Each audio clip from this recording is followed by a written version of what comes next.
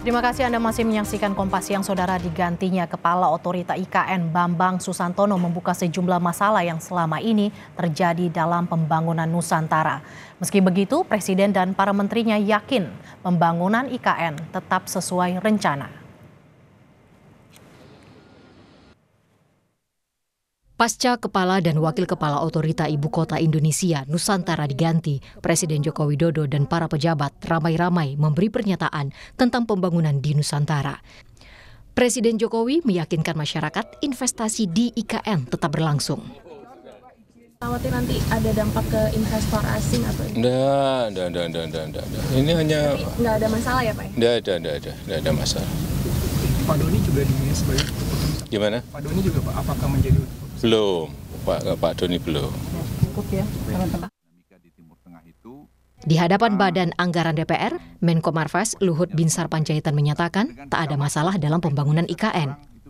Namun kalaupun ada masalah, bisa diatasi. IKN itu tidak ada masalah. Yang masalah yang jadi pimpinannya. Jadi kalau orang belian tidak ada investasi, pembangunan semua jalan. Ya ada yang lambat sana sini ya biasalah. Tidak ada isu. Dan memang banyak masalah yang lalu yang kita tuntaskan sekarang ini. Dan overall menurut saya tidak ada isu mengenai ibu kota.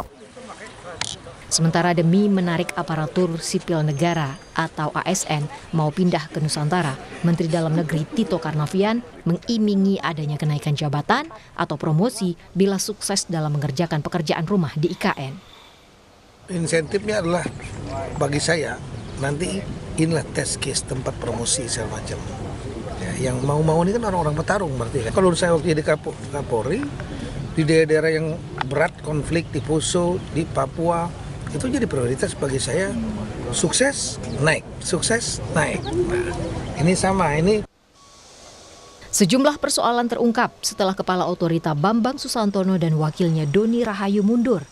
Padahal 2 bulan lagi Nusantara harus siap jadi tempat untuk upacara 17 Agustus 2024. Masalah dan kekurangan IKN diungkap Badan Pemeriksa Keuangan yang mengategorisasinya menjadi 4 bidang. Pertama, pembangunan infrastruktur yang tak selaras rencana pembangunan jangka menengah 2020-2024. Termasuk tak sesuai dengan rencana strategis Kementerian Pekerjaan Umum dan rencana induk IKN.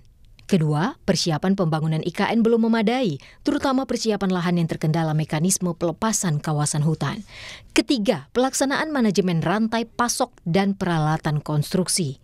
Di IKN, kurang material dan peralatan konstruksi serta harga sewa kapal tongkang yang tak terkendali. Keempat, Kementerian Pekerjaan Umum belum sepenuhnya punya rancangan. Hal ini terungkap saat serah terima aset, rencana anggaran, dan pengelolaan aset.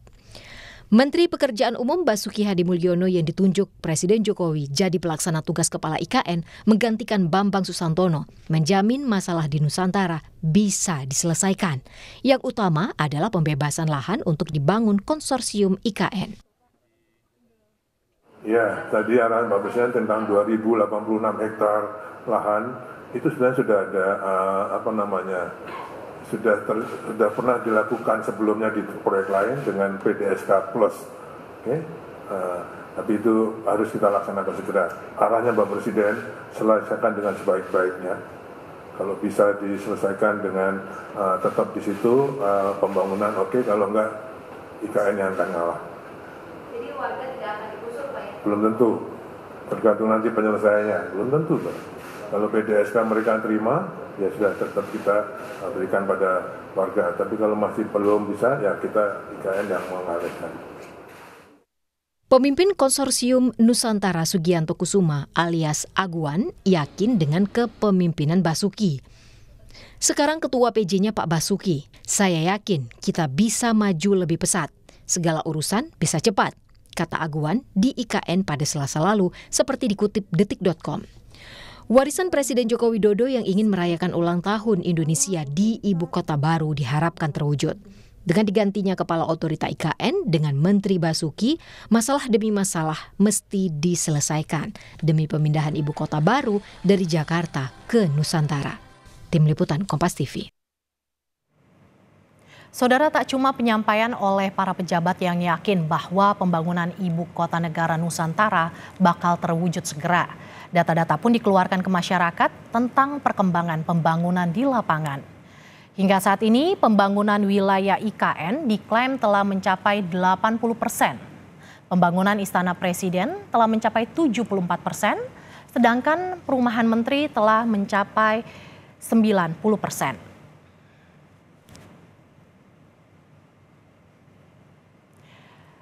Sementara fasilitas lainnya, lapangan upacara progresnya telah mencapai 56%. Hunian ASN ditargetkan 47 tower selesai pada Juli mendatang. Sedangkan akses utama jalan tol progresnya rata-rata telah mencapai 70%.